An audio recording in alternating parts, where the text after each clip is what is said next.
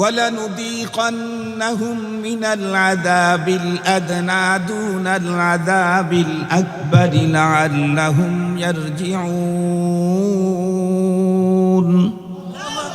আল্লাহ পাক বলেন, এই যে শাস্তি হারামের, এগুলো হলো স্যাম্পল।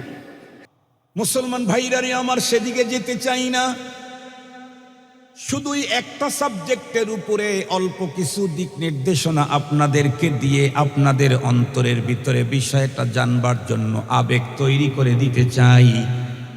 সেটি হলো, আল্লাহ পাক আমাকে সন্তান দিয়েছেন, ছেলে হোক আর মেয়ে হোক।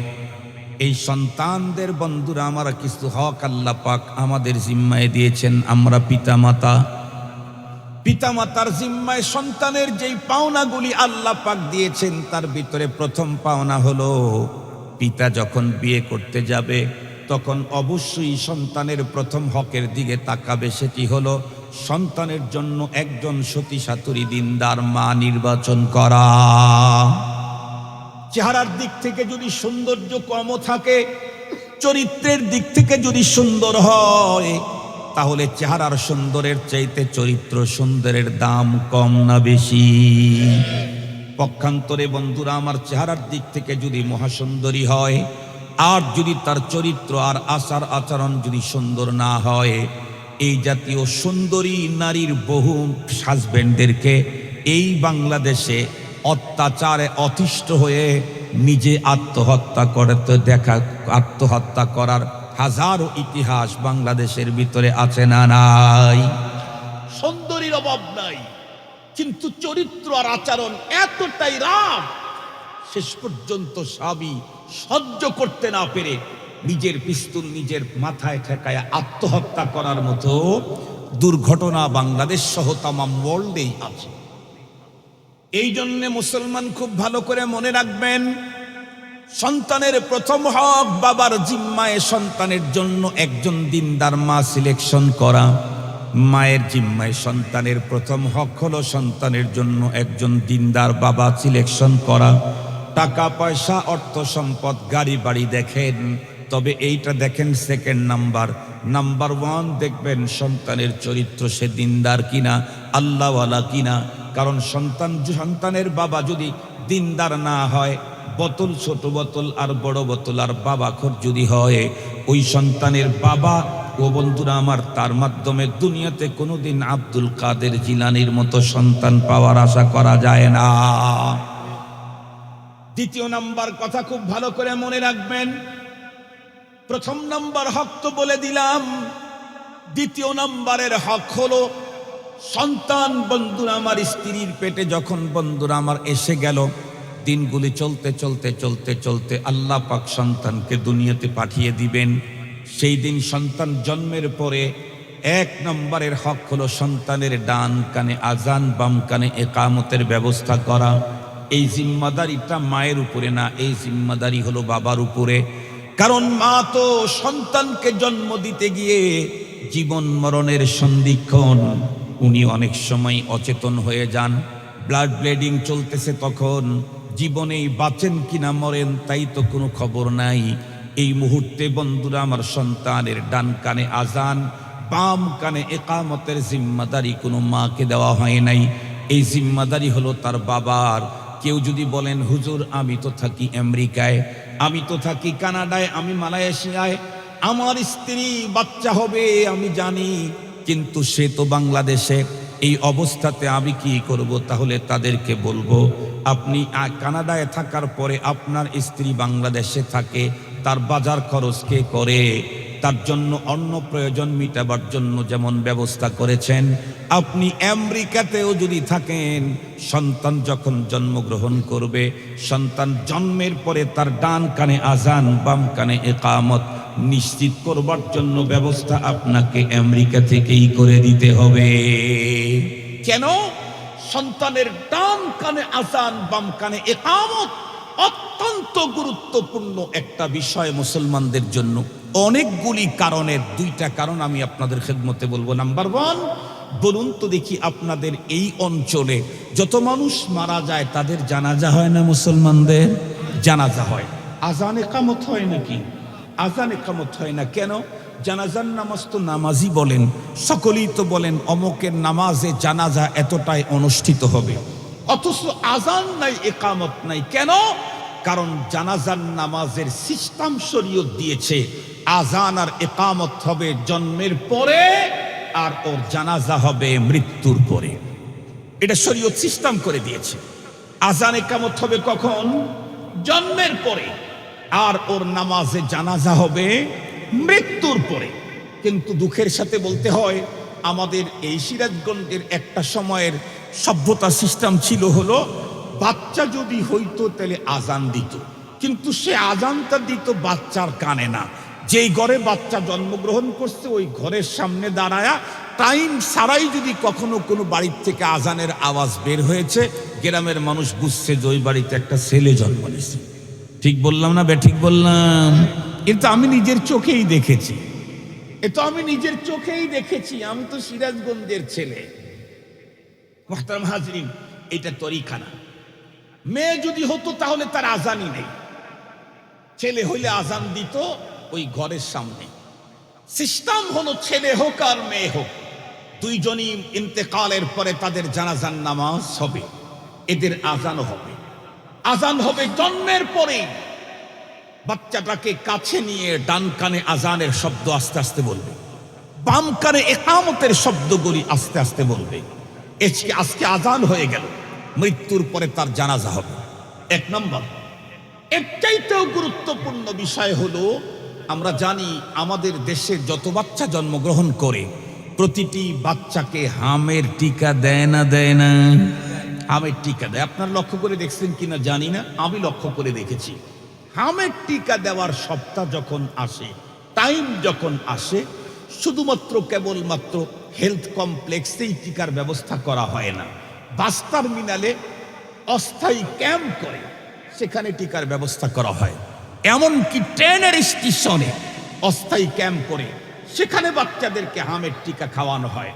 এমনকি উন্নত বড় ব্রিজের টোল প্লাজার পাশে ওইখানেও অস্থায়ী হেলথ ক্যাম্প করে সেখানে টিকার ব্যবস্থা করা হয়। কেন?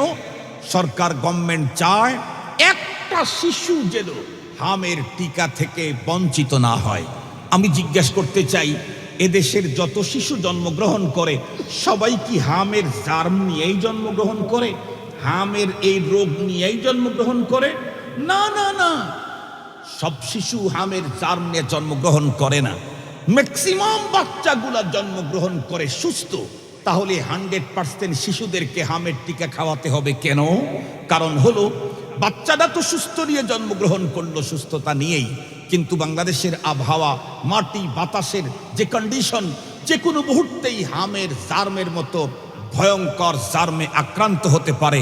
আল্লাহ প্রদত্ত সুস্থতা তখন বিঘ্নিত হবে, বাচ্চাটা তখন নষ্ট হয়ে যেতে পারে, হারায় যেতে পারে, মরে যেতে পারে।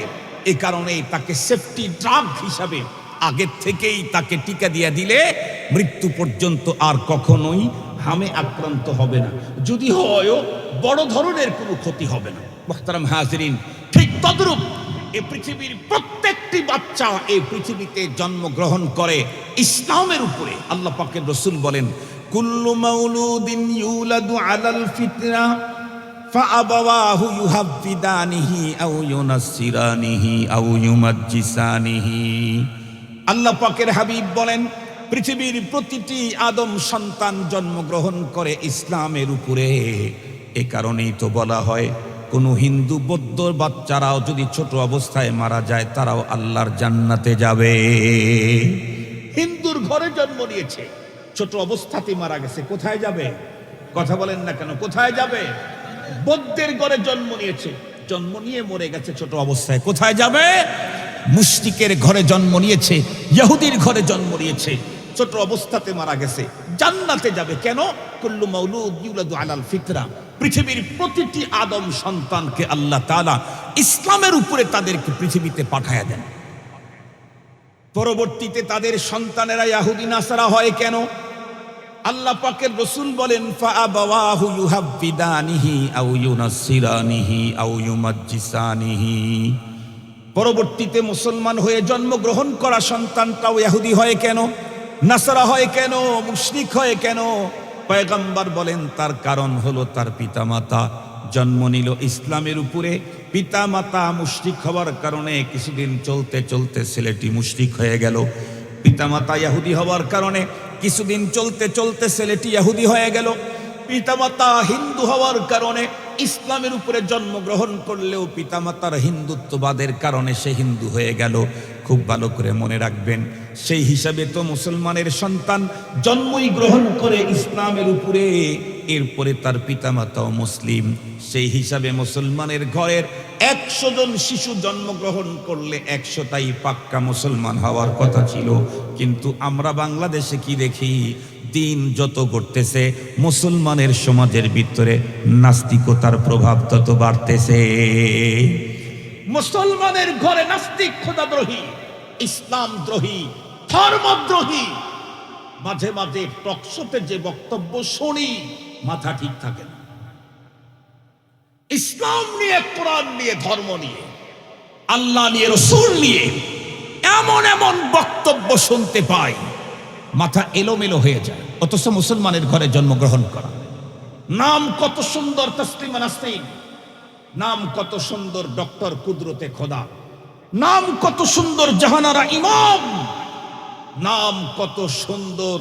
এই তো আপনারা দেখেছেন শাহরিয়ার কবির, নাম কত সুন্দর মুনতাসার মামুন, আরো কত সুন্দর সুন্দর মুনতাসির, মামুন, শাহরিয়ার কবির, আহমদ শফি, কি বলে আহমদ শরীফ, কত উন্নত উন্নত নাম। এ নামই প্রমাণ করে মুসলমানের ঘরে জন্মগ্রহণ করেছে। এ নাম কোনো হিন্দুর হতে পারে না, এ নাম কোনো মুশরিকের হতে পারে না। কিন্তু তাদের বক্তব্য, তাদের কথা, তাদের সংস্কৃতি, সভ্যতা ইসলাম বিরোধী। কেন? মুসলমান হিসাবে জন্মগ্রহণ করেছিল বটে, সেই ইসলামের উপরে সন্তানদেরকে ধরে রাখার জন্য ঈমানি 2টা টিকা দেওয়া দরকার ছিল। তার পিতামাতা এই টিকাগুলা দেয় নাই। কয়টা টিকা? 2টা টিকা, ঈমানি টিকা 2টা। নাম্বার 1, জন্মের পরেই তাকে প্রথম ঈমানি টিকার ডোজ দিয়া দাও, ডান কানে আজান, বাম কানে ইকামত শোনাও। আমার আজকের আলোচনার সাবজেক্ট, আলোচনার শুরুতেই আপনাদেরকে জানিয়ে দিচ্ছি, আমি আজকে আলোচনা করতে চাচ্ছি সন্তানের হক নিয়ে। আবারও বলছি, আমার আজকের আলোচনা সন্তানের হক, পিতামাতার হক না। আজকের আলোচনা সন্তানের হক। আমরা আলহামদুলিল্লাহ দেশে বিদেশে যত জায়গা আল্লাহ তাআলা বয়ান করাইলেন, ম্যাক্সিমাম জায়গাতে আমরা দেখেছি পিতামাতার হকের উপরে আলোচনা করবার জন্য অনেক আবেদন আসে, দরখাস্ত আসে, নির্দেশনা আসে। ম্যাক্সিমাম মানুষের মুখে একটা কথা, হুজুর দিন যতই ঘটতেছে সন্তান পিতামাতাকে ততই বেশি অবহেলা করতেছে। এটা তো বাস্তবতা। দিন যতই ঘটতেছে সন্তানরা পিতামাতার কন্ট্রোলের বাইরে চলে যাচ্ছে, এটিও বাস্তবতা। দিন যত চলতেছে সন্তানরা ততই পিতামাতাকে অবজ্ঞা করতেছে। এই জাতীয় অবস্থা তো আমরা নিজেরা দেখছি। এ কারণেই পিতামাতার হক সংক্রান্ত আলোচনার জন্য অনেক আবেদন, নির্দেশনা এসে থাকে। কিন্তু গভীরভাবে লক্ষ্য করলে একটা জিনিস সকলকেই মানতে হবে, সন্তানের হকটা হলো আগে, পিতামাতার হক হলো পরে। সঙ্গত কারণেই সন্তানের হক যদি পিতামাতা আদায় না করে, তাহলে পিতামাতার হক সন্তান আদায় করবে না, এটা স্বাভাবিক কথা। সন্তানের পাওনা যদি আমি তাকে না দেই, সন্তান আমার পাওনা পরিশোধ করবে না, এটা তো নরমাল কথা। আমাদের আগে জানা দরকার আমরা সন্তানের হক আদায় করেছি কিনা।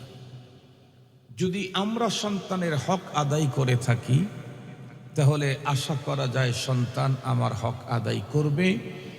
যদি না করে, সন্তান আল্লাহর আদালতের ভয়ঙ্কর আসামি হিসাবে দাঁড় হবে। ঠিক তেমনি আমি যদি সন্তানের হক আদায় না করি, তাহলে আমাকেও আল্লাহর আদালতের এক ভয়ঙ্কর আসামি হিসেবে দাঁড় হতে হবে। আমি আমাকে আগে সেভ করব। মুহতারাম হাজিরিন, সন্তানের হক যেহেতু আগে, পিতামাতার হক হলো পরে। সন্তান যতক্ষণ পর্যন্ত সাবালেগ না হয় ততক্ষণ পর্যন্ত আল্লাহ নিজের হক তার কাছে চান নাই। নাবালেগের উপরে নামাজ ফরজ, রোজা ফরজ, হজ ফরজ। কোটি কোটি টাকার মালিক নাবালেগ, তার উপরে হজ ফরজ না, যাকাত ফরজ না। কেন? ওর উপরে শরীয়তের হুকুম আরোপই হয় নাই। আল্লাহ পাক নিজে সৃষ্টিকর্তা।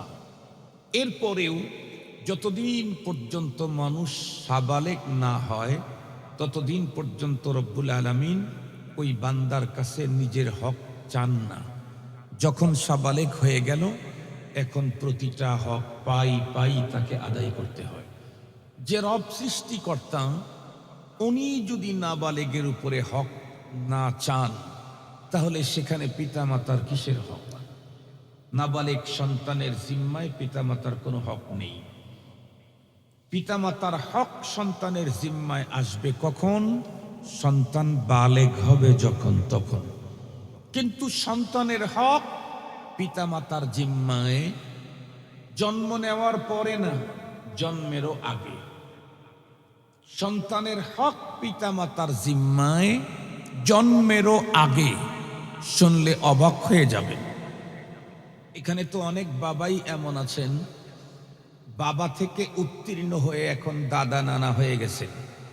আজ পর্যন্ত জানেন না যেই সন্তানদেরকে লালন করে বিবাহ শাদী করায় এখন আমি নাতির দাদা হয়ে গেলাম, এই সন্তানের কি কি হক আল্লাহ আমার জিম্মায় দিয়েছিল, এটা এখনো জানাই হয় নাই। অনেক মানুষ এটা না জেনেই কবরে চলে গেছে। যে লোক জানেই না সন্তান আমার কাছে কি পাওনা পায়, সে আবার কি সন্তানের হক আদায় করবে? আদায় করতে চাইলে আগে তো জানতে হবে, তো জানেই না। খুব ভালো করে বুঝবেন, এজন্য সন্তানের হকের উপরে আলোচনা অত্যন্ত জরুরি। মনে রাখবেন, সন্তান যদি পিতামাতার হক আদায় না করে, এ সন্তানকে যেমন আল্লাহর আদালতে আসামির কাঠগড়ায় দাঁড় হতে হবে, তদ্রূপ পিতামাতাও যদি সন্তানের হক আদায় না করে, সে পিতামাতাকেও পরপারে ছাড় দেয়া হবে না। কোরআন এবং হাদিসের স্পষ্ট বার্তা। এ কারণেই আমি আজকে সন্তানের হকের উপরে আলোচনা করব। সন্তানের হক অনেকগুলি, আমি সেখান থেকে 2-3টা হকের কথা বলতে পারবো আমার টাইমের মধ্যে। তার ভিতরে প্রথম হকের কথা শুনলে আপনাদের চোখ কপালের উপরে উঠে যাবে। সন্তানের সর্বপ্রথম হক, সন্তান জন্মের পরে না, সন্তান জন্মের আগে। জন্মের আগে কখন? যেই দিন আমি আর আপনি সন্তানের মা নির্বাচন করতে যাব, সেই দিন সন্তানের প্রথম হক। মনে রাখবেন, আমি যাকে আজকে নববধূর সাজে সাজিয়ে আমার ঘরে স্ত্রীর মর্যাদা দিয়ে নিয়ে আসছি, এই মেয়েটি আগামী দিনে আমার সন্তানের মা। বুঝেন না আমার কথা? আমি যাকে আজকে নববধূর সাজে সাজিয়ে আমার ঘরে স্ত্রী হিসেবে নিয়ে আসছি, এই মেয়েটি আগামী দিনে আমার সন্তানের মা। সর্বপ্রথম হক সন্তানের বাবার জিম্মায় সন্তানের জন্য একটা দেখে শুনে ভেবে চিনতে সতী সাধুরী দিনদার নামাজি পর্দানিশীনা একজন মা নির্বাচন করতে হবে। এটা সন্তানের প্রথম হক। মনে রাখবেন, আমি যদি সন্তানের মা নির্বাচন করতে সন্তানের হকের দিকে তাকাই নাই, তাকিয়েছি আমি আমার চাহিদার দিকে। কেমন? আমার চাহিদা হলো স্কিন অতি ফর্সা হতে হবে, ফিটনেসটা বড় আকর্ষণীয় হতে হবে, টাকা থাকতে হবে, পয়সা থাকতে হবে, বড় লেভেলের বাসার হতে হবে, আর যৌতুক পেতে হবে মোটা অঙ্কের। এই দিকে যদি তাকিয়ে আমি সন্তানের মা সিলেকশন করে নিয়ে এসেছি, আমি আর কোনো দিকে দেখি নাই। প্রয়োজন তো ছিল মেয়েটি দিনদার কিনা, মেয়েটি নামাজি কিনা, মেয়েটি সতী কিনা, মেয়েটি সাদরী কিনা, মেয়েটি পরহেজগার কিনা, মেয়েটি পর্দা মানে কিনা, মেয়েটি তার মা বাবার সাথে কেমন আচরণ করে, এগুলি দেখা দরকার ছিল। আমি তো সেগুলি দেখিনি। আমি তো দেখেছি তার বাহ্যিক রূপ আর সৌন্দর্য, আর দেখেছি আমি বড় প্যাকেট। এগুলি দেখে বিয়ে করে নিয়ে আসছি। তো আমি যাকে বিয়ে করে নিয়ে আসছি তার স্বভাব হলো এই, সে কোনো এক সময় তার মাকে মার দিয়েছে। বাবা যখন তাকে ধমক দেয় তখন উল্টা বাবার উপরে চোখ রাঙায়। যে মেয়েটিকে আমি বিবাহ করে নিয়ে আসলাম সে নিজের বাড়িতে খাবার খেলে তার উদর ভরে না। সে রাস্তার ভিতরে সমস্ত বিভিন্ন যুবকদের সাথে দাঁড়িয়ে দাঁড়িয়ে দাঁড়িয়ে ফাস্টফুডের দোকানে গিয়ে খেতে মজা করে। যে তার বয়ফ্রেন্ডকে নিয়ে এদিক ওদিক ঘুরে বেড়ায়। যে বিভিন্ন দিবস পালন করতে তার বয়ফ্রেন্ড আর সার্কেলকে নিয়ে 2-3 দিন পর্যন্ত সময় কাটায়। যে তার বাবার উপরেই চোখ রাঙায়।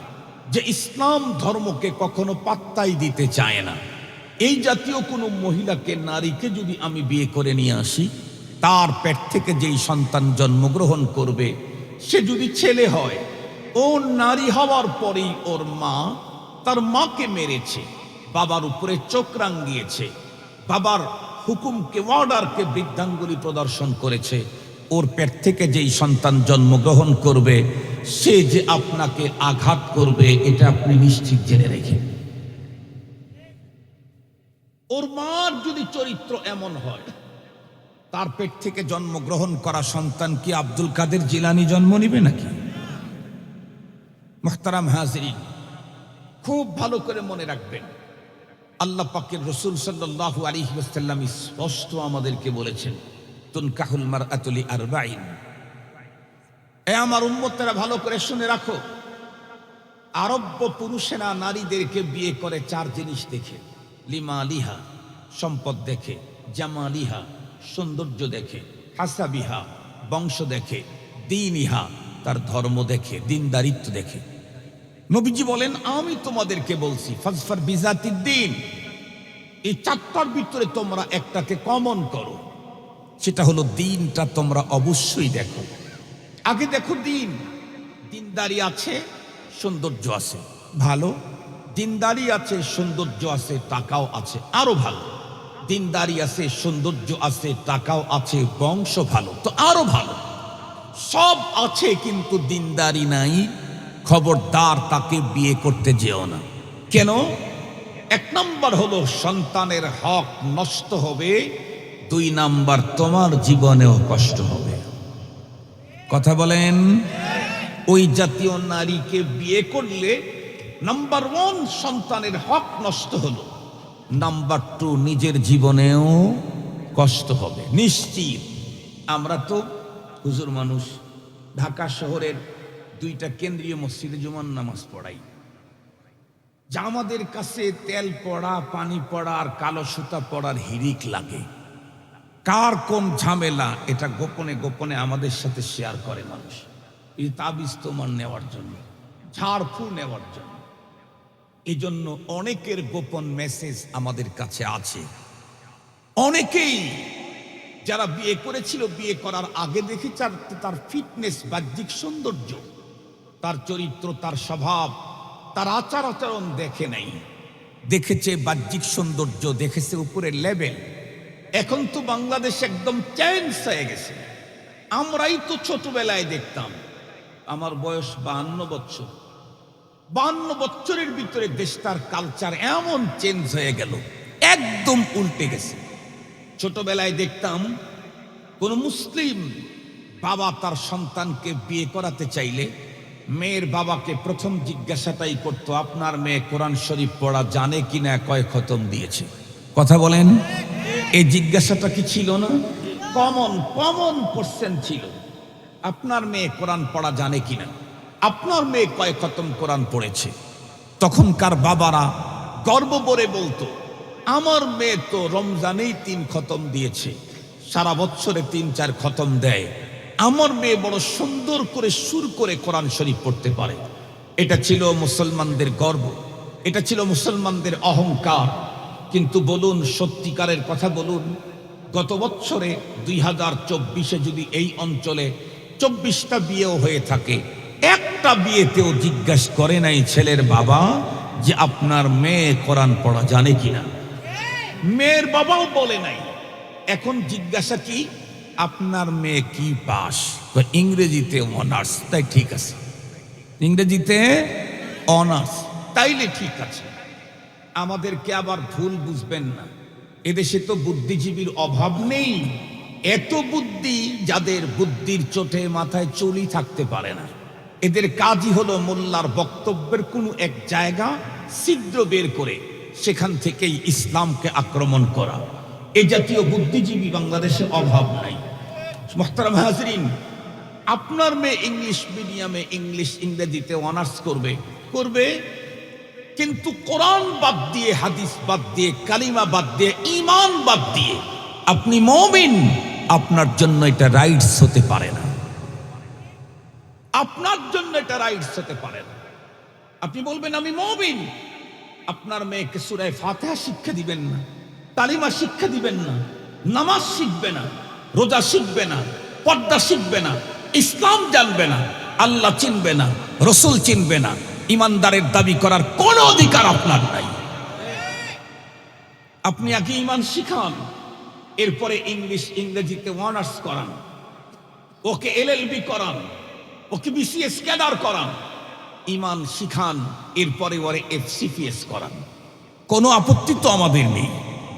কিন্তু সব জানবে, ইসলাম জানবে না, সব জানবে, ইমান চিনবে না, সব বুঝবে, আল্লাহ বুঝবে না, সব বুঝবে, ধর্ম বুঝবে না, এটা কোনো মুমিনের পরিচয় হতে পারে না। মুহতারাম হাজরিন, খুব ভালো করে বুঝবেন। তাহলে বলুন তো দেখি, বাংলাদেশের মুসলমানদের সংস্কৃতি চেঞ্জ হয়ে গেছে না? আগে কমন জিজ্ঞাসা ছিল আপনার মেয়ে কোরআন পড়া জানে কিনা, এবং গিয়ে কোরআন শরীফের তেলাওয়াত শুনতো। এখন কথা বলেন, এখন এই জিজ্ঞাসাটা এখন নেই। মুহতারাম হাজরিন, মনে রাখবেন, মা যেমন হবে সন্তান তেমন হবে। মা যদি হয় দিনদার, পরহেজগার, বাবার সামনে গিয়ে জোর আওয়াজে কথা বলার সাহস পায় না, ওই মায়ের পেট থেকে যেই সন্তান জন্মগ্রহণ করবে সে হবে একজন আদর্শবান, আদর্শবতী। পক্ষান্তরে মাই যদি তার বাবার উপরে চোখ রাঙায়, ওর পেটের সন্তান বাবার উপরে ছুরি ধরতে কখনো দ্বিধা করবে না। এজন্য সন্তানের প্রথম হক, সন্তানের জন্য একজন দিনদার মা সিলেক্ট করতে হবে। সন্তানের প্রথম হক তার মায়ের জিম্মায়। কি? মাকে অবশ্যই একজন দিনদার বর চয়েস করতে হবে, এটা মারও জিম্মাদারি। আজকের মেয়েরা তো কি চয়েস করে? আজকের মেয়েরা বিবাহের আগে শুধুই একটা জিনিস দেখে, সেটা হলো টাকা। এখনকার মেয়েদের একটাই চয়েস, কালাকুলা হইলে সমস্যা নাই, টাকা আছে কিনা। হাতের আঙ্গুল দুই একটা না থাকলে সমস্যা নাই, টাকা আছে কিনা। হাতে দুই একটা না থাকলে সমস্যা নাই, টাকা আছে কিনা। এখন ফিটনেসটাও দেখে না, সব চলে গেছে টাকার ভিতরে। যদি জানে যে কারি কারি টাকা ইনকাম করে, তাহলে কি সে ছোট বোতল খায় না বড় বোতল খায় সেগুলা দেখার সুযোগ নাই। সে কি নামাজ পড়ে না না পড়ে সেটা দেখার সুযোগ নাই। সে কি মামা খায় না বাবা খায় এগুলা দেখার টাইম নাই। আমাদের দেশের বাচ্চার কাচ্চারা মামা খায় না? আরে ভাই বলেন না কেন, আপনাদের বাড়ির পাশের দোকানে মামা পাওয়া যায় না? মামা খায়, কিন্তু একটু বড় হলেই বাবা খায়। মামা খাইলে তো ঝামেলা নাই, কিন্তু বাবা খাইলে তো আর কাল পরকালে আর মুক্তির কোনো ব্যবস্থা নাই। মুহতারাম হাজরিন, খুব ভালো করে মনে রাখবেন, এখনকার মেয়ের বাবাদের ফার্স্ট চয়েস হলো ছেলেটা সরকারি চাকরি করে কিনা। আমি একদিন জিজ্ঞাসা করলাম, সরকারি চাকরির প্রতি এত বেশি আবেগ কেন? সরকারি চাকরিতে তো ওই মানের বেতন নাই, ওর চেয়ে তো প্রাইভেট চাকরিতে অনেক বেশি বেতন, অনেক বেশি সুবিধা। লোকেরা আমাকে বলে, হুজুর আপনারা তো হুজুর মানুষ, দিন দুনিয়ার খবর রাখেন। আমি বললাম, বলেন দেখি দিন আর দুনিয়ার কি খবর আছে আপনার কাছে। তো সে বলে, হুজুর সরকারি চাকরিতে বেতন কম হলে কি হবে, কিন্তু উপরি কামাই আছে। আমি জিজ্ঞেস করি, উপরি কামাই যেটা ওইটা হালাল না হারাম? আর একটু জোরে বলেন। উপরি কামাই বলতে যেটা বুঝাইলো এটা হালাল না হারাম? হারামে কি নাই? আরাম নাই। আবার বলেন হারামে, হারামে যে আরাম নাই এটা বুঝবার জন্য 200 বছর আগের ইতিহাস দেখা দরকার নাই। 36শে জুলাইয়ের ইতিহাস দেখলেই আমরা বুঝে ফেলেছি যে হারামে কোনো আরাম। বিগত দিনে হারাম পন্থায় যারা কারি কারি টাকা উপার্জন করেছিল, যারা বাংলাদেশের অর্থনীতিটাকে পঙ্গু করে ফেলেছে, যারা ব্যাংকগুলাকে চুষে খেয়েছে, বলুন তো দেখি, এত কোটি কোটি টাকা, এত ব্যাংক ব্যালেন্স, এত বিশাল এরিয়ার ফ্যাক্টরি, বলুন তো দেখি দেশে আছে না বিদেশে চলে গেছে? আরাম আছে না বেরামে আছে? হারামে কি নাই? এত টাকা দিয়া লাভটা কি যদি শেষ পর্যন্ত নিজের দাড়ি নিজেই কাটতে হয়? কথা বলেন না কেন? এত টাকা দিয়ে এত কোম্পানির মালিক হয়ে লাভটা কি যদি পালাইতে গিয়া নিজের দাড়ি সেভ করে চেহারা পরিবর্তন করে নিতে হয়? লাভটা কি যদি নিজের ছোট দাড়িটাকে বড় করে পালানোর জন্য পথ চলতে গিয়ে শোয়ার সময় বেডশিটও পাওয়া যায় না, কলা পাতা বিছায়া শুতে হয়? তাহলে ওই টাকার লাভটা কি? কথা বলেন না কেন? এ টাকার লাভটা কি? এ দম্বের লাভটা কি? এ অহংকারের লাভটা কি? মুহতারাম হাজিরিন, খুব ভালো করে কথাগুলি বুঝবেন। তো আজকে সকলের চয়েস হলো হারাম। মেয়ের বাবাও হারাম খোরকে চয়েস করে, হালাল খোরকে চয়েস করে না। সবার কথা বলতেছি না, অনেকেই অনেকেই সরকারি চাকরিজীবী খোঁজে। কেন? 20,000 টাকা বেতন, 50,000 টাকা বাসা ভাড়া করে থাকে, 8 টাকা আল্লাহর খাজানার থেকে প্রতি রাত্রে বালিশের নিচে জিবরাইল আমিন দিয়ে যায়। কথা বলেন না কেন? জিবরাইল আমিন দেয় কার টাকা? 8 টাকা কার টাকা? আপনারা শুনলে অবাক হবেন। এখনো বাংলাদেশের প্রশাসনের বড় একটা চাকরিতে আছে, বড় পোস্টে আছে আমার এক মুসল্লি। উনি একদিন আমাকে বলতেছিলেন, বিগত সময় এই অভ্যুত্থানের আগে উনিও ছিলেন পীড়িত। উনি আমাকে বললেন, হুজুর সত্য কথাটা যদি বলি তাহলে তো ঝামেলা। কি? বলল যে বর্তমান পুলিশ অফিসার বড় বড় যারা আছে এদের প্রত্যেকের গাড়ি বাড়ি আর ব্যাংক ব্যালেন্সের সব টাকা হলো জামাত বিএনপি লোকের বাড়ি বিক্রি করা টাকা। এই যে মানুষের কষ্টের টাকা ধরে নিয়ে গেছে, পেটন লাগাইছে, টাকা দিবি নাইলে জীবন শেষ। ভিক্ষুকের মতো নিজের জমি নিজের জায়গা মানুষের কাছে লাগাইতে গিয়ে ভিক্ষুকের মতো চাইতে হয়েছে। কষ্টের অর্জিত টাকাগুলি তাদের পকেটে ভরেছে। এখন কি তারা সম্মানে আছে না অসম্মানে আছে? আরামে আছে না বেরামে আছে? এই টাকা দিয়ে লাভটা কি? যদি সম্মানে আমার শেষ হয় তাহলে ওই টাকা আমার কিসের দরকার? যদি আমি আরামই করতে না পারি তাহলে সেই টাকা আমার কিসের দরকার? শুধু দুনিয়ার এই ব্যারাম আর অসম্মানই কি শেষ? না, একটু স্যাম্পল। وَلَنُذِيقَنَّهُم مِّنَ الْعَذَابِ الْأَدْنَىٰ دُونَ الْعَذَابِ الْأَكْبَرِ لَعَلَّهُمْ يَرْجِعُونَ। আল্লাহ পাক বলেন, এই যে শাস্তি হারামের, এগুলো হলো স্যাম্পল। স্যাম্পল বুঝেন? স্যাম্পল বুঝেন নাই, আমি বললে ভালো বুঝবেন। আপনাদের এই অঞ্চলের মানুষের ধান বেশি হয়, তাই না? 2-1,000 মন ধান বা 500 মন 1500 মন ধান একজন পাইল, 3 গাড়ি ধান নিয়ে গেছে বাজারে বিক্রি করবার লেগে। 3 গাড়ি ধান ধানের গাড়ির উপরেই রেখে দিয়েছে। স্যাম্পল সেখান থেকে কতগুলা নেয়? 100 মন, 1 মন কত বল, কতটুকু? 200 কি বলে, 200 গ্রাম, 300 গ্রাম, 300 গ্রাম ধান স্যাম্পল নিয়ে মহাজনদেরকে দেখায়। আসলে ও বিক্রি করবে 300 মন, 500 মন আছে কতটুকুন? 500 গ্রামের কম। এই 500 মনের তুলনায় 300 গ্রাম যেমন, এই পৃথিবীর যত ব্যারাম আর যত অপমান পরপারের শাস্তির তুলনায় তেমন। কিন্তু স্যাম্পল, পরপারে আছে ভয়ঙ্কর আযাব। মুসলমান ভাইরারে আমার, সেদিকে যেতে চাই না।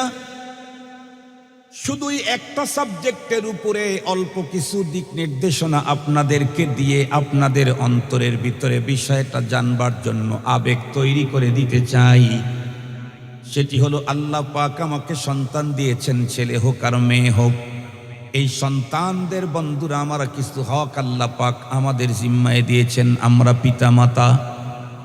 পিতামাতার জিম্মায় সন্তানের যেই পাওনাগুলি আল্লাহ পাক দিয়েছেন, তার ভিতরে প্রথম পাওনা হলো পিতা যখন বিয়ে করতে যাবে তখন অবশ্যই সন্তানের প্রথম হকের দিকে তাকাবে। সেটি হলো সন্তানের জন্য একজন সতী সাতুরী দিনদার মা নির্বাচন করা। চেহারার দিক থেকে যদি সৌন্দর্য কমও থাকে, চরিত্রের দিক থেকে যদি সুন্দর হয়, তাহলে চেহারার সুন্দরের চাইতে চরিত্র সুন্দরের দাম কম না বেশি? পক্ষান্তরে বন্ধুরা আমার, চেহারার দিক থেকে যদি মহাসুন্দরী হয় আর যদি তার চরিত্র আর আচার আচরণ যদি সুন্দর না হয়, এই জাতীয় সুন্দরী নারীর বহু হাজবেন্ডদেরকে এই বাংলাদেশে অত্যাচারে অতিষ্ঠ হয়ে নিজে আত্মহত্যা করার হাজারো ইতিহাস বাংলাদেশের ভিতরে আছে না নাই? সুন্দরীর অভাব নাই, কিন্তু চরিত্র আর আচরণ এতটাই রাগ, শেষ পর্যন্ত স্বামী সহ্য করতে না পেরে নিজের পিস্তল নিজের মাথায় ঠেকায় আত্মহত্যা করার মতো দুর্ঘটনা বাংলাদেশ সহ তামাম ওয়ার্ল্ডেই আছে। এই জন্য মুসলমান খুব ভালো করে মনে রাখবেন, সন্তানের প্রথম হক বাবার জিম্মায় সন্তানের জন্য একজন দিনদার মা সিলেকশন করা। মায়ের জিম্মায় সন্তানের প্রথম হক হলো সন্তানের জন্য একজন দিনদার বাবা সিলেকশন করা। টাকা পয়সা অর্থ সম্পদ গাড়ি বাড়ি দেখেন, তবে এইটা দেখেন সেকেন্ড নাম্বার। নাম্বার ওয়ান দেখবেন সন্তানের চরিত্র, সে দিনদার কিনা, আল্লাহওয়ালা কিনা। কারণ সন্তানের বাবা যদি দিনদার না হয়, বোতল ছোট বোতল আর বড় বোতল আর বাবাখোর যদি হয়, ওই সন্তানের বাবা ও বন্ধুরা আমার, তার মাধ্যমে দুনিয়াতে কোনোদিন আব্দুল কাদের জিলানীর মতো সন্তান পাওয়ার আশা করা যায় না। দ্বিতীয় নাম্বার কথা খুব ভালো করে মনে রাখবেন, প্রথম নাম্বার হক তো বলে দিলাম, দ্বিতীয় নাম্বারের হক হলো সন্তান। বন্ধুরা আমার, স্ত্রীর পেটে যখন বন্ধুরা আমার এসে গেল, দিনগুলি চলতে চলতে চলতে চলতে আল্লাহ পাক সন্তানকে দুনিয়াতে পাঠিয়ে দিবেন। সেই দিন সন্তান জন্মের পরে এক নম্বরের হক হলো সন্তানের ডান কানে আজান, বাম কানে একামতের ব্যবস্থা করা। এই জিম্মাদারিটা মায়ের উপরে না, এই জিম্মাদারি হলো বাবার উপরে। কারণ মা তো সন্তানকে জন্ম দিতে গিয়ে জীবন মরণের সন্ধিক্ষণ, উনি অনেক সময় অচেতন হয়ে যান, ব্লাড ব্লিডিং চলতেছে, তখন জীবনেই বাঁচেন কিনা মরেন তাই তো কোনো খবর নাই। এই মুহূর্তে বন্ধুরা আমার, সন্তানের ডান কানে আজান, বাম কানে একামতের জিম্মাদারি কোনো মাকে দেওয়া হয় নাই। এই জিম্মাদারি হলো তার বাবার। কেউ যদি বলেন, হুজুর আমি তো থাকি আমেরিকায়, আমি তো থাকি কানাডায়, আমি মালয়েশিয়ায়, আমার স্ত্রী বাচ্চা হবে আমি জানি, কিন্তু সে তো বাংলাদেশে, এই অবস্থাতে আমি কি করব? তাহলে তাদেরকে বলবো, আপনি কানাডায় থাকার পরে আপনার স্ত্রী বাংলাদেশে থাকে, তার বাজার খরচ কে করে? তার জন্য অন্য প্রয়োজন মিটাবার জন্য যেমন ব্যবস্থা করেছেন, আপনি আমেরিকাতেও যদি থাকেন, সন্তান যখন জন্মগ্রহণ করবে, সন্তান জন্মের পরে তার ডান কানে আজান, বাম কানে একামত নিশ্চিত করবার জন্য ব্যবস্থা আপনাকে আমেরিকা থেকেই করে দিতে হবে। কেন? সন্তানের ডান কানে আজান, বাম কানে একামত অত্যন্ত গুরুত্বপূর্ণ একটা বিষয় মুসলমানদের জন্য। অনেকগুলি কারণের দুইটা কারণ আমি আপনাদের খেদমতে বলবো। নাম্বার ওয়ান, বলুন তো দেখি, আপনাদের এই অঞ্চলে যত মানুষ মারা যায় তাদের জানাজা হয় না? মুসলমানদের জানাজা হয়, আজান একামত হয় নাকি? আজান একামত হয় না। কেন? জানাজার নামাজ তো নামাজি বলেন, সকলেই তো বলেন অমকের নামাজে জানাজা এতটাই অনুষ্ঠিত হবে, অথচ আজান নাই, একামত নাই। কেন? কারণ জানাজার নামাজের সিস্টেম শরীয়ত দিয়েছে, আজান আর একামত হবে জন্মের পরে, আর ওর জানাজা হবে মৃত্যুর পরে। এটা শরীয়ত সিস্টেম করে দিয়েছে। আজান একামত হবে কখন? জন্মের পরে, আর ওর নামাজে জানাজা হবে মৃত্যুর পরে। কিন্তু দুঃখের সাথে বলতে হয়, আমাদের এই সিরাজগঞ্জের একটা সময়ের সভ্যতা সিস্টেম ছিল হলো, বাচ্চা যদি হইতো তাহলে আজান দিত, কিন্তু সে আজানটা দিত বাচ্চার কানে না। যেই ঘরে বাচ্চা জন্মগ্রহণ করছে ওই ঘরের সামনে দাঁড়ায়া টাইম ছাড়াই যদি কখনো কোনো বাড়ির থেকে আজানের আওয়াজ বের হয়েছে, গ্রামের মানুষ বুঝছে যে ওই বাড়িতে একটা ছেলে জন্ম নিয়েছে। ঠিক বললাম না ঠিক বললাম? কিন্তু আমি নিজের চোখেই দেখেছি, আমি তো সিরাজগঞ্জের ছেলে। মুহতারাম হাজরিন, এটা তরিকা না। মেয়ে যদি হতো তাহলে তার আজানই নেই, ছেলে হইলে আজান দিত ওই ঘরের সামনে। সিস্টেম হলো ছেলে হোক আর মেয়ে হোক, দুইজনই ইন্তেকালের পরে তাদের জানাজার নামাজ হবে, এদের আজান হবে জন্মের পরে। বাচ্চাটাকে কাছে নিয়ে ডান কানে আজানের শব্দ আস্তে আস্তে বলবে, বাম কানে ইকামতের শব্দগুলি আস্তে আস্তে বলবে। আজকে আজান হয়ে গেল, মৃত্যুর পরে তার জানাজা হবে। এক নম্বর। এর চাইতেও গুরুত্বপূর্ণ বিষয় হলো, আমরা জানি আমাদের দেশে যত বাচ্চা জন্মগ্রহণ করে প্রতিটি বাচ্চাকে হামের টিকা দেয় না? হামের টিকা দেয়। আপনারা লক্ষ্য করে দেখছেন কিনা জানি না, আমি লক্ষ্য করে দেখেছি। হামের টিকা দেওয়ার সপ্তাহ যখন আসে, টাইম যখন আসে, শুধুমাত্র কেবলমাত্র হেলথ কমপ্লেক্সেই টিকার ব্যবস্থা করা হয় না, বাস টার্মিনালে অস্থায়ী ক্যাম্প করে সেখানে টিকার ব্যবস্থা করা হয়। এমনকি ট্রেনের স্টেশনে অস্থায়ী ক্যাম্প করে সেখানে বাচ্চাদেরকে হামের টিকা খাওয়ানো হয়। এমনকি উন্নত বড় ব্রিজের টোল প্লাজার পাশে ওইখানেও অস্থায়ী হেলথ ক্যাম্প করে সেখানে টিকার ব্যবস্থা করা হয়। কেন? সরকার গভর্নমেন্ট চায় একটা শিশু যেন হামের টিকা থেকে বঞ্চিত না হয়। আমি জিজ্ঞাসা করতে চাই, এদেশের যত শিশু জন্মগ্রহণ করে সবাই কি হামের জার্ম নিয়েই জন্মগ্রহণ করে? হামের এই রোগ নিয়েই জন্মগ্রহণ করে?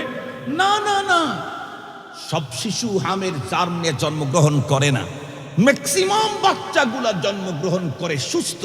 তাহলে 100% শিশুদেরকে হামের টিকা খাওয়াতে হবে কেন? কারণ হলো, বাচ্চাটা তো সুস্থ নিয়ে জন্মগ্রহণ করলো, সুস্থতা নিয়েই, কিন্তু বাংলাদেশের আবহাওয়া, মাটি, বাতাসের যে কন্ডিশন, যে কোনো মুহূর্তেই হামের জার্মের মতো ভয়ঙ্কর জার্মে আক্রান্ত হতে পারে। আল্লাহ প্রদত্ত সুস্থতা তখন বিঘ্নিত হবে, বাচ্চাটা তখন নষ্ট হয়ে যেতে পারে, হারায় যেতে পারে, মরে যেতে পারে।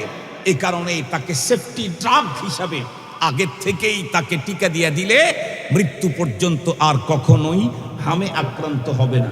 যদি হয়ও বড় ধরনের কোনো ক্ষতি হবে না। মুহতারাম হাজরিন, ঠিক তদ্রূপ এই পৃথিবীর প্রত্যেকটি বাচ্চা এই পৃথিবীতে জন্মগ্রহণ করে ইসলামের উপরে। আল্লাহ পাকের রাসূল বলেন, কুল্লু মাউলুদিন ইউলাদু আলাল ফিতরা ফাআবাওয়াহু ইউহাব্বিদানিহি আও ইউনাসসিরানিহি আও ইউমাজ্জিসানিহি। আল্লাহ পাকের হাবিব বলেন, পৃথিবীর প্রতিটি আদম সন্তান জন্মগ্রহণ করে ইসলামের উপরে। এ কারণেই তো বলা হয়, কোনো হিন্দু বৌদ্ধ বাচ্চারাও যদি ছোট অবস্থায় মারা যায় তারাও আল্লাহর জান্নাতে যাবে। হিন্দুর ঘরে জন্ম নিয়েছে, ছোট অবস্থাতে মারা গেছে, কোথায় যাবে? কথা বলেন না কেন? কোথায় যাবে? বৌদ্ধের ঘরে জন্ম নিয়েছে, জন্ম নিয়ে মরে গেছে ছোট অবস্থায়, কোথায় যাবে? মুশরিকের ঘরে জন্ম নিয়েছে, ইহুদির ঘরে জন্ম নিয়েছে, ছোট অবস্থাতে মারা গেছে, জান্নাতে যাবে। কেন? কুল্লু মাউলুদ ইউলাদু আলাল ফিতরা। পৃথিবীর প্রতিটি আদম সন্তানকে আল্লাহ তাআলা ইসলামের উপরে তাদেরকে পৃথিবীতে পাঠায়া দেন। পরবর্তীতে তাদের সন্তানেরা ইহুদি নাসারা হয় কেন? আল্লাহ পাকের রাসূল বলেন, ফাআবাওয়াহু ইউহাব্বিদানিহি আও ইউনাসসিরানিহি আও ইউমাজ্জিসানিহি। পরবর্তীতে মুসলমান হয়ে জন্মগ্রহণ করা সন্তানটাও ইহুদি হয় কেন? নাসারা হয় কেন? মুশরিক হয় কেন? পয়গম্বর বলেন, তার কারণ হলো তার পিতামাতা জন্ম নিল ইসলামের উপরে, পিতামাতা মুশরিক হওয়ার কারণে কিছুদিন চলতে চলতে ছেলেটি মুশরিক হয়ে গেল। পিতামাতা ইহুদি হওয়ার কারণে কিছুদিন চলতে চলতে ছেলেটি ইহুদি হয়ে গেল।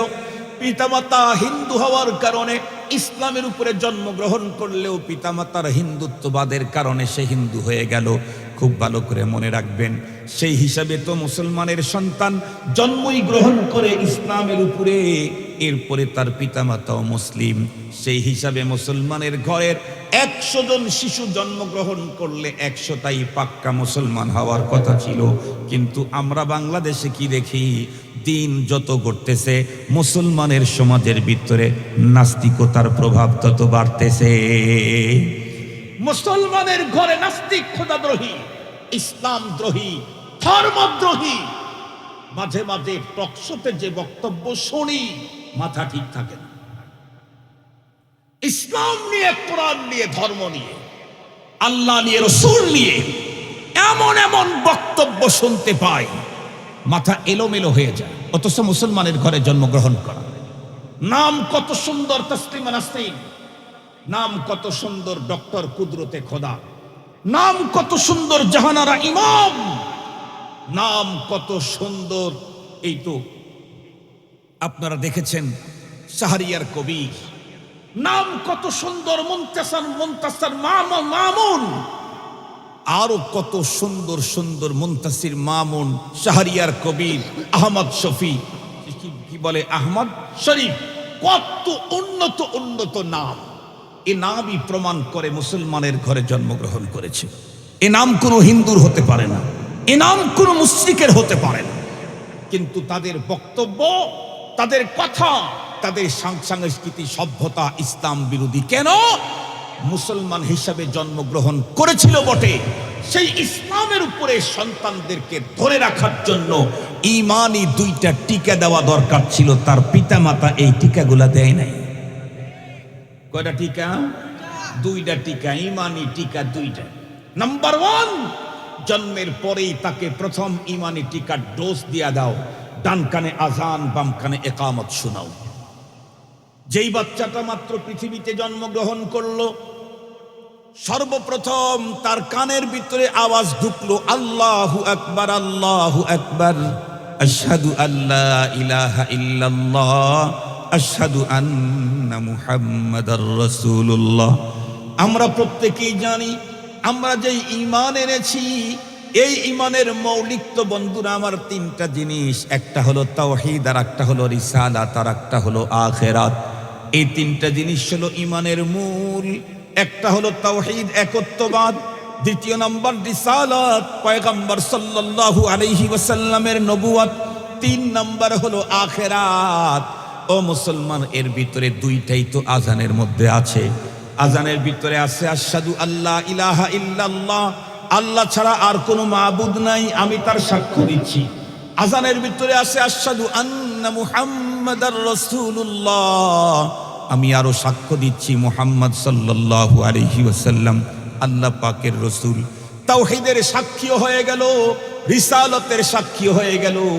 যেই বাচ্চা তার জন্মের পরে ডান কানে তাওহীদ রিসালাতের স্লোগান শুনলো, বাম কানে তাওহীদ রিসালাতের স্লোগান শুনলো, এই বাচ্চাটার যদিও অনুভূতি নাই, কিন্তু এই যে শোনার মাধ্যমে ওর অন্তরের উপরে তাওহীদ আর রিসালাতটাকে বন্ধুরা আমার মজবুত করে আটকে দেওয়া হলো।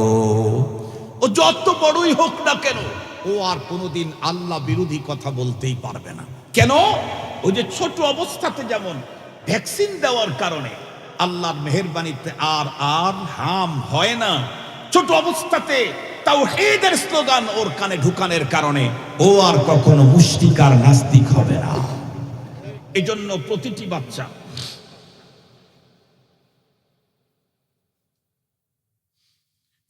প্রতিটি বাচ্চা এদের জন্মের পরে ডান কানে আজান, বাম কানে ইকামত, এটা নিশ্চিত করতে হবে। এটা সন্তান তার পিতার কাছে পাও না। কথা বলেন, সন্তান তার পিতার কাছে পাও না। মুহতারাম হাজিরিন, আমরা আমাদের সন্তান জন্মের পরে এই কাজটা যেন হয়। বাসায় সন্তান হলেও আজান ইকামত দিবেন। হাসপাতালে যদি নিয়ে সিজার করে করতে হয় করবেন সিজার, কিন্তু তার আগে হাসপাতাল কর্তৃপক্ষের সাথে কন্ট্রাক্ট করে নেবেন যে বাচ্চা বের করার পরেই আমাদের কাছে নিয়ে আসবা। আপনারা একজন লোককে রেডি রাখবেন।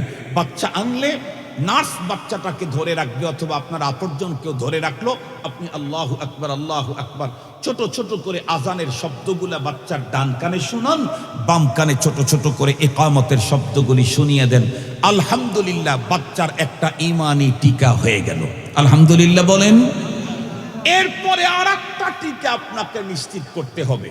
তাহলে আশা করা যায়, আহতাসিবু আলাল্লাহ, এই সন্তান পৃথিবীর যে কোনো সভ্যতাতেই বেড়ে উঠুক না কেন, যে কোনো দুনিয়ার যে কোনো সংস্কৃতিতেই বেড়ে উঠুক না কেন, এই সন্তান জীবনে কোনোদিন নাস্তিক হবে না। আর একটা টিকা দিতে হবে। সেটি কি? বাচ্চা যখন একটু বড় হয়ে গেল, কথা বলতে শিখছে। এখন আমাদের দেশের মানুষ তো কথা বলতে শিখতে শুরু করলে তখন বলে আব্বা বলো আব্বা, আব্বা আব্বা, আম্মা বলো আম্মা আম্মা। এটা বলি না আমরা? এটা সিস্টেম হলো সন্তানকে সর্বপ্রথম আল্লাহ বলা। ওর জবান থেকে প্রথম শব্দ জানি কি বের হয়? আল্লাহ না আব্বা? আম্মা। কি কথা বলেন, কথা বলেন। কেন? যেই সন্তান আল্লাহকে চিনবে, ও আব্বাকেও চিনবে, আম্মাকেও চিনবে, ভাইকে চিনবে, বোনকে চিনবে, ফুফিকে চিনবে, মামাকে চিনবে।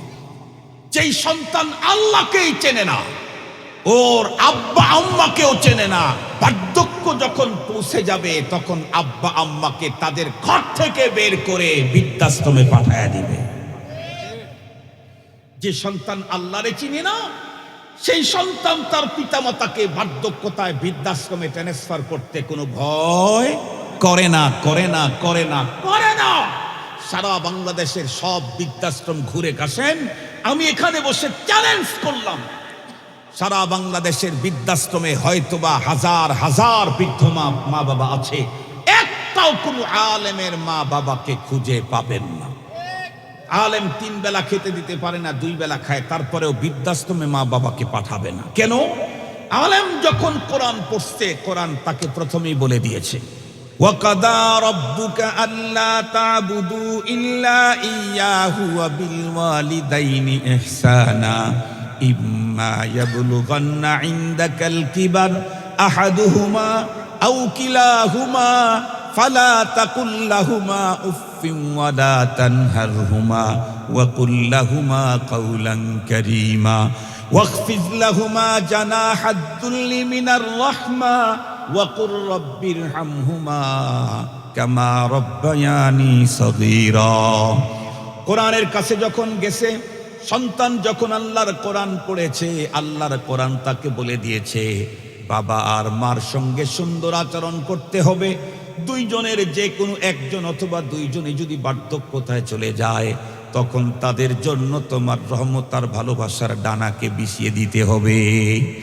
আল্লাহ পাকের পয়গম্বর কি বলেছেন? আল্লাহ পাকের পয়গম্বর বলেছেন, ওই মানুষটার নাকে মাটি ভর্তি হয়ে যাক যেই মানুষটা তার পিতামাতার 2 জনকে বার্ধক্য অবস্থায় পেল, অথবা যে কোনো একজনকে পেল কিন্তু তাদের খেদমত করে জান্নাত কামাই করতে পারলো না। আল্লাহর রসুল বলেন, এর চাইতে বড় হতভাগা সন্তান আল্লাহর জমিনে হয় না। আল্লাহ পাক আমাকে, রসুল আমাকে জানিয়ে দিয়েছেন, বাবা মা যত বার্ধক্যতায় যাবে ততই তোমার জান্নাত কামাই করা সহজ হবে। সঙ্গত কারণেই, বার্ধক্যজনিত কারণে পৃথিবীর কোনো মুমিন পরপার বিশ্বাস করে, কোরআন জানে, আল্লাহ চিনে, সে কখনো তার বাবাকে দূরে সরাবে না। কেন? এখনই তো আমার জান্নাত কামাই করার টাইম। আল্লাহু আকবার বলবেন কি একটু? এখনই তো আমার জান্নাত ইনকাম জিতে নেওয়ার টাইম। আমি আজকে আমার বাবাকে ভালোবাসা দেব, মাকে ভালোবাসা দেব, আমার রব রাজি হয়ে যাবে। আমি তো জীবন চলার পথে রবের কত হুকুমই না লঙ্ঘন করেছি। আজকে আমার রবের কাছে সবকিছু ক্ষমা নেওয়ার সবচাইতে সহজ পদ্ধতি হলো মা বাবাকে আমি আমার কন্ট্রোলে নিয়ে আসা, মা আর বাবাকে আমার জন্য দোয়া করতে উদ্বুদ্ধ করা। এমন আচরণ করব মা যেন আমার জন্য চোখের পানি ছেড়ে মালিকের কাছে ফরিয়াদ করে। মা যদি ডাক দেয়, মার ডাক আল্লাহর আরশ পর্যন্ত যাইতে কোনো বাধা, কোনো কাজ করতে পারে না, ডাইরেক্ট আল্লাহ পাকের আরশ পর্যন্ত চলে যায়। সেই শিক্ষা তো আছে আল্লাহর কোরআনে। আজকে বাংলাদেশে বৃদ্ধাশ্রমের প্রয়োজন বাড়তেছে, আরো বাড়বে, আরো বাড়বে। আজকে আমাদের দেশের উন্নত শিক্ষিত বন্ধুরা তাদের সন্তানদেরকে স্ট্যাবলিশ করাইতে চায়। এজন্য জন্মের পর থেকে ইংরেজি বলায়, এরপরে ইংলিশ মিডিয়ামে ভর্তি করায় দেয়, এরপরে আমেরিকা লন্ডন পাঠায় দেয়। আমেরিকার লন্ডনে 5 বছর 10 বছর পর্যন্ত সেখানে একাডেমিক পদ্ধতিতে বিভিন্ন রকমের শিক্ষা, বিভিন্ন রকমের দীক্ষা নিয়ে আসলো। কি দেখলো? আজকের রিপোর্ট দেখেন, আমেরিকাতে 53% সাদা রঙের, সাদা চামড়ার লোকগুলার পিতৃ পরিচয় নাই। 73% কালো রঙের, কালো চামড়ার লোকগুলার পিতৃ পরিচয় নেই। দেখেন, যাদের পিতার পরিচয় নাই, বলুন তো দেখি, বাবারে চিনে না, ও আর বাবারে চিনে না। এই লোকটা যখন বুড়ো হয়ে গেল, সন্তান তারে চেনে না, ওকে দেখবে কে? ওকে কে দেখবে? সঙ্গত কারণে এই মানুষটা তো মানুষ, জীবনের শেষ মুহূর্ত পর্যন্ত মানুষটা মানুষ হিসেবে বেঁচে থাকার জন্য একটা আশ্রম দরকার, আশ্রয়ের কেন্দ্র দরকার। এই জন্য বৃদ্ধাশ্রম প্রয়োজন হয়েছে। কিন্তু আমার দেশে তো প্রতিটা মানুষের বাবা মা। সঙ্গত কারণেই কারো তো 8 সন্তান, কারো তো 5 সন্তান। আমরা আমার বাবার 8 ছেলে। আব্বাজান দুনিয়াতে নাই, আম্মা জানো নাই। আমার বাবা যখন বার্ধক্যতায় পৌঁছে গেছে, তখন ভাইদের মায়া আরো বেশি বেড়ে গেছে। সবাই চেয়েছে কে বাবাকে কার কাছে নিয়ে আল্লাহ পাকের জান্নাত জিতে নিবে। আমার আব্বার ইন্তেকালের পরে আমার ইমিডিয়েট বড় ভাই, এটা আমার অহংকার, আমি বলতেছি আপনাদেরকে এর উপরে আমল করার জন্য। আমার বড় ভাই 3টে, আমার ছোট ভাই হলো 4টে, আমি হলাম 4 নাম্বার, টোটাল 8 ভাই, সব আলেম। আমার আব্বার ইন্তেকালে যখন আমরা আব্বাকে মাটি দিয়ে আসলাম, বাসায় ফেরার পরে আমার ইমিডিয়েট বড় ভাই জামিয়া ইসলামিয়া আল্লামা মোহাম্মদ মিয়া কাসিমি মাদ্রাসা, রাজশাহী নিউ মার্কেট মসজিদের ইমাম ও খতিব, মাদ্রাসা শেখুল হাদিস, উনি আমাকে বলতেছে চোখের পানি ফেলে, আব্দুল বাসেত, তোমার তো জাহে কিসমত, তোমার তো কপাল। আমরা 7 ভাই মিলে বাবার যতটুকুন খেদমত করেছি, তুমি একাই তার চাইতে বেশি করেছো। আমার ভাইয়েরা খেদমত করার পরেও আফসোস করতেছে যে আমি কেন বেশি করতে পারলাম, তারা কেন বেশি করতে পারলো না। ভাইয়েরা কাছে থাকতেন না, আমি কাছে থাকছি, যে কোনো কারণে আমি বেশি করতে পারছি। বলতেছিল তোমার তো জাহে কিসমত, আফসোস করতেছে ওই পরিমাণে খেদমত করতে পারি নাই, কারণ বাবার কাছে ছিলাম না, দূরে ছিলাম জীবন জীবিকার তাগিদে।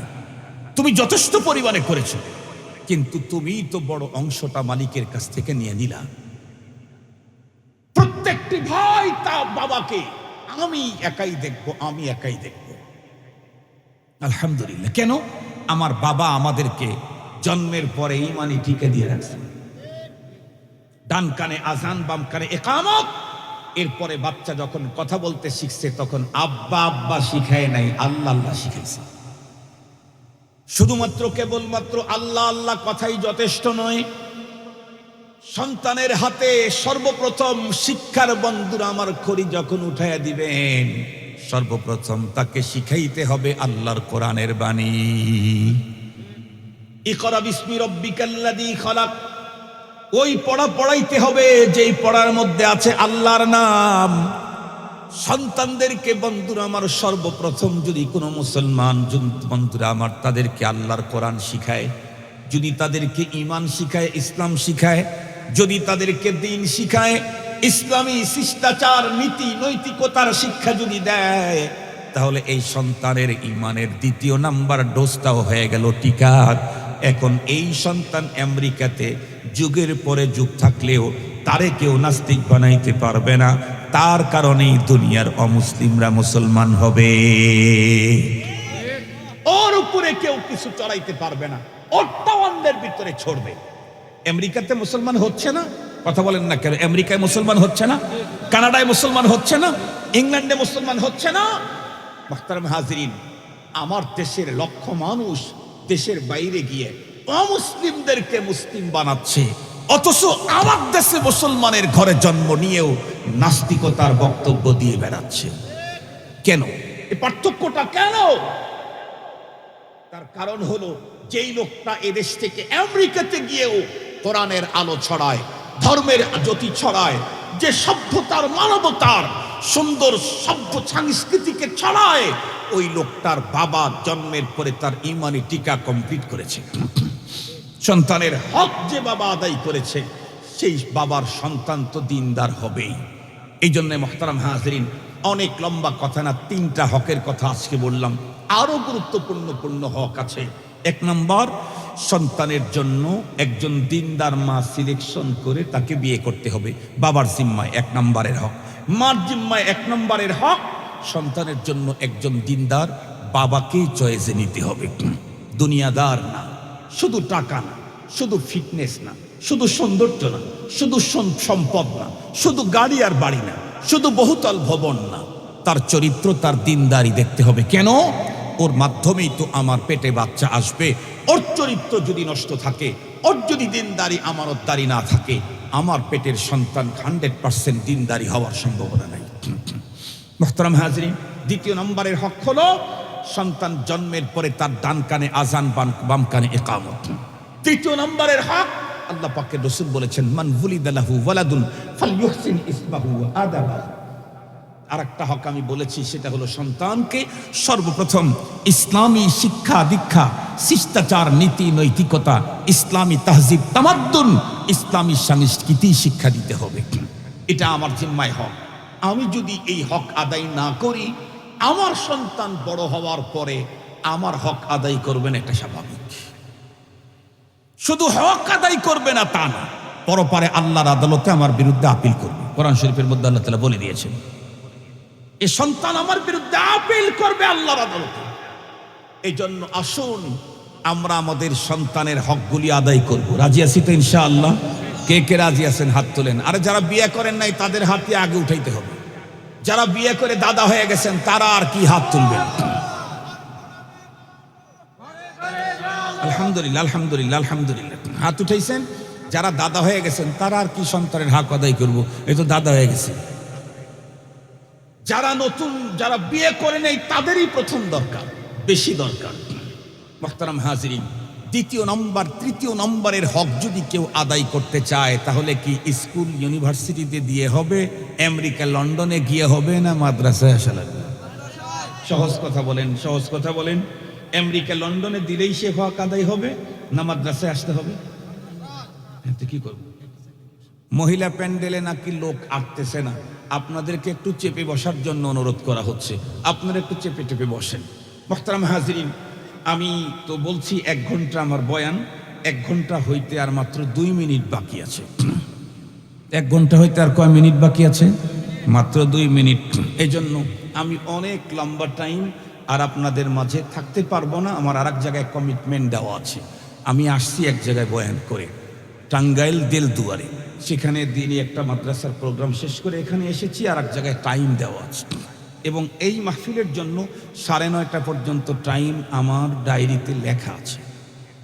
এরপরেও দিনই মাদ্রাসার খেদমতের নিয়তে আমি আরো 10-12 মিনিট আমি আপনাদের খেদমতে ইনশাআল্লাহ বাড়াইয়া দিব। তবে আমি আপনাদের কাছে একটা জিনিস জানতে চাই। আজকে তো বুঝে আসছে আমার যে আমার সন্তান আমার কন্ট্রোলে কেন থাকে না। বুঝে আসছে তো? কেন আমার সন্তান আমার হক আদায় করে না? কেন আমি আমার সন্তানের হক যথাযথ আদায় করি নাই? কথা বলেন না কেন? যথাযথ সন্তানের হক আমরা আদায় করি নাই। আরো কত হক আছে, সেগুলি শুনলে আরো অবাক হয়ে যাবেন। মুহতারাম হাজিরিন, যারা করতে পারি নাই, আল্লাহ পাকের কাছে বলি, আল্লাহ আমি পারি নাই, তুমি তোমার পক্ষ থেকে ওদেরকে এগুলি দিয়ে দাও। বাবা মার তো আল্লাহ পাকের কাছে কবুল হয়। যারা আলহামদুলিল্লাহ এখনো পর্যন্ত এই হকগুলি আদায় করার সুযোগ আছে, তাদেরকে বলবো তারা এই হকগুলি আদায় করেন। আপনি যদি আপনার সন্তানকে হক আদায় না করেন, আপনার সন্তান আপনার হক আদায় করবে না। আর একটা হকের কথা না বলতে পারতেইছি। আর একটা হক হলো মায়ের কাছে সন্তান পাওনা। সেটা হলো মায়ের বুকের দুধ সন্তানকে খাওয়াতে হবে। ওয়াল ওয়ালিদাতু ইউরদি'না আওলাদাহুন্না হাওলাইনি কামিলাইন, আল্লাহর কোরআনে আল্লাহ বিধান দিয়ে দিয়েছেন, মা তার বুকের দুধ সন্তানকে খাওয়াতে হবে। এটা আল্লাহ পাক সিস্টেম করে দিয়েছেন। মার বুক উঠছে, মা বয়স যখন 9 বছর, কিন্তু যতক্ষণ পর্যন্ত পেটে বাচ্চা আসে নাই ততক্ষণ পর্যন্ত মায়ের বুকে দুধ আসে নাই। কথা বলেন না কেন? দুধ আসছে কখন? 40 বছরে বিয়ে হয়েছে, তারপরে পেটে বাচ্চা আসছে, তখন দুধ আসছে। তার মানে বোঝা গেল মায়ের বুকের দুই দিকে যেই গোডাউন আল্লাহ তাআলা তৈরি করেছেন, এটা সন্তানের জন্য তৈরি করেছেন। এ কারণেই তো সন্তান যতক্ষণ পর্যন্ত পেটে আসে নাই ততক্ষণ পর্যন্ত গোডাউন খালি ছিল। যখন সন্তান পেটে এসেছে তখনই রব্বে কারিম গোডাউনের ভিতরে খাদ্য ভরে দিয়েছে। সুতরাং এ খাদ্য সন্তানের পাওনা। কথা বলেন কার? খাদ্য কার জন্য পাঠাইছেন আল্লাহ? সন্তানের জন্য। এক পাওনা। আজকের আধুনিক অনেক মাই নিজের বডির ফিটনেস প্রবলেম হবে এজন্য সন্তানদেরকে বুকের দুধ পান করায় না, নানা মেডিসিন খেয়ে বুকের দুধকে শুকিয়ে ফেলে অন্য কেনা দুধ সন্তানদেরকে খাওয়ায়। মনে রাখবেন, যেই মা শুধুমাত্র নিজের ফিটনেসকে সৌন্দর্য ঠিক রাখার জন্য সন্তানদেরকে গুরুত্বপূর্ণ খোদাদাদ উন্নত মানের খাবার থেকে বঞ্চিত করলেন, ফিডার খাওয়াইলেন, অপেক্ষা করেন আপনি যখন বৃদ্ধা হবেন তখন আপনার সন্তানও আপনাকে বৃদ্ধাশ্রমে পাঠায়া ফিডার খাওয়াবে, আপনাকেও ফিডার খাওয়াবে, বৃদ্ধাশ্রমে পাঠায়া দেবে। এজন্য প্রতিটি মা তার সন্তানকে নিজের বুকের দুধ পান করাইতে হবে। কম আসুক আর বেশি আসুক সেটা রবের বিষয়, আমাকে পান করাতে হবে। মায়ের বুকের দুধ সন্তানের টোটাল লাইফের জন্য হাজার জীবাণুকে মোকাবেলা করার শক্তি সঞ্চার করে। মায়ের দুধ পান করেছে আমি 2 বছর পর্যন্ত, 102 বছর পর্যন্ত যদি বেঁচে থাকি, মায়ের দুধ পান করার কারণে আমার ভিতরে রোগ প্রতিরোধের ক্ষমতা এ পরিমাণ বেড়েছে। 102 বছরের বেলাতেও মায়ের দুধের কারণে আমি এখন 1000 রোগ প্রতিরোধ করার যোগ্যতা অর্জন হয়েছে। এত বড় দামি জিনিস। মুহতারাম হাজিরিন, আমরা আমাদের সন্তানদেরকে দিন শিখাবো, নীতি নৈতিকতা শিষ্টাচার শিক্ষা দিব। রাজি আছি ইনশাআল্লাহ? এরপরে আপনার সন্তানকে আপনি ম্যাজিস্ট্রেট বানান, ওরে ডিসি ওসি বানান, খুব দরকার। কেন? একজন কোরআনওয়ালা যদি ডিসি হয় তো সে কখনো নিরপরাধ কোনো মানুষকে ফায়ার করার জন্য অর্ডার করবে না। কথা বলেন না কেন? একজন কোরআন যার সিনাতে আছে, আল্লাহর ভয়, পরপারে আল্লাহর সামনে দাঁড়াবার ভয় যার সিনায় আছে, ও যদি রাষ্ট্রপ্রধান হয় জীবনে কোনোদিন আয়না ঘর তৈরি করবে না।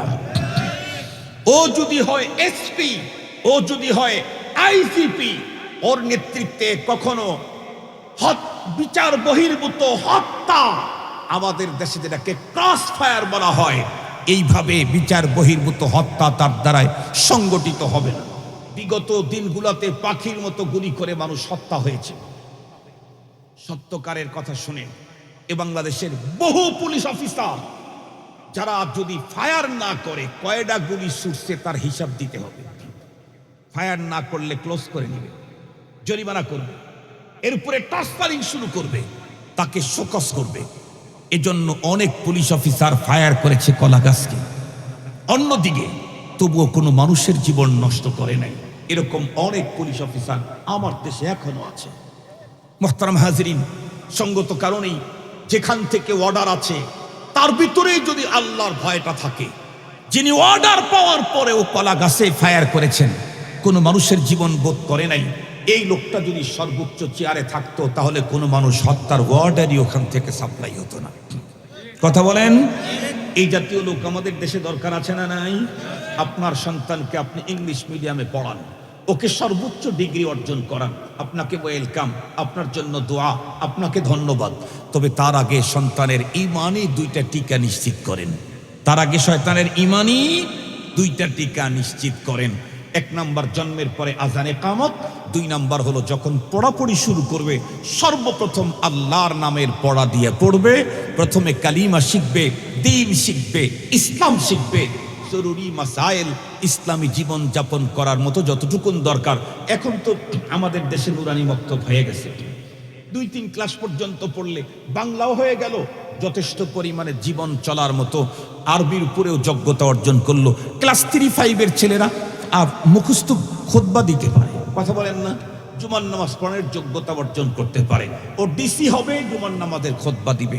ও এসপি হবে, জুমার নামাজের খুতবা দিবে। ও হবে এই কি বলে রেঞ্জের আইজি, ডিআইজি, সে জুমার নামাজের খুতবা দিবে। ইনশাআল্লাহ, ইনশাআল্লাহ এই জাতীয় প্রতিষ্ঠানগুলি আমাদের রক্ষা করা অত্যন্ত জরুরি।